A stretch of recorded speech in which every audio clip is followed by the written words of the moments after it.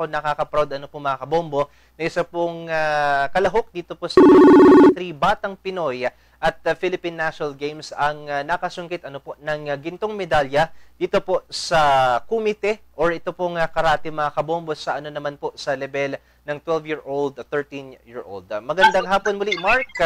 Good afternoon, Mark. Good afternoon po sa inyong lahat dyan. Okay.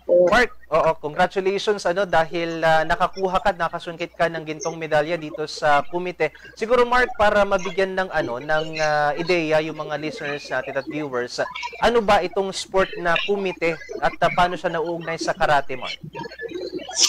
Ang kumite po is sparring po kung isang tawag po sa kumite is sparring. Okay. So, one-on-one din siya, Mark? Yes po. Okay. Siguro dakuha natin yung nasungkit mong gintong medalya. Paano yung naging preparasyon mo para sumabak sa 2023 Batang Pinoy at Philippine National Games, Mark? Aral po at ang training po. Pagkatapos ko po pumasok, pupunta po ako sa aming dojo at magti-training. Okay. At kung may oras pa pong natira, magti-training pa po ako sa aming bahay. At yun lang po. Okay. Paano mo napagsasabay, Mark, yung pag-aaral at itong training mo sa kumite, Mark? Pagka-uwi ko po ng bahay galing school, magbe-base lang po ako, tapos dediretso na po ako ng training namin po. Okay.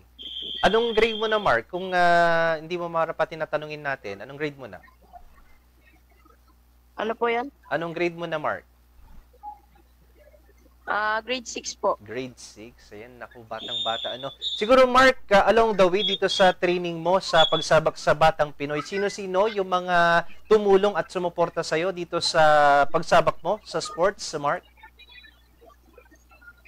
Ang tumulong po sa akin is si Shian Jerry Valdez po at si Vice President of Karate Pilipinas, si Kaicho Alejandro Enrico G. Vasquez at sila Sensei Ram Macalay po, Sensei Jeremy at Sensei Gerald. Okay. Yun po. Okay.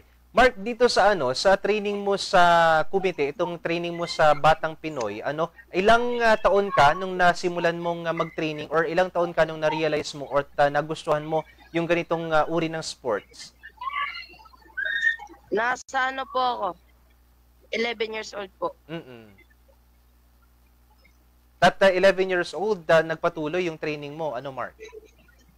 Opo, pinatuloy ko lang po hanggang ngayon po.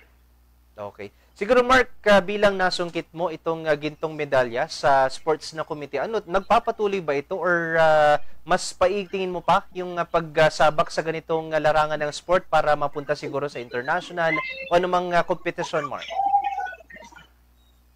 Sa tingin po, itutuloy ko po ito hanggang aking makakaya po. Mhm. Okay. Siguro, Mark, matanong natin kung ano yung maibabahagi mo sa mga bata rin katulad mo na nag-aspire o nangangarap din bilang masabak sa ganitong patimpalak or ganitong sports, Mark.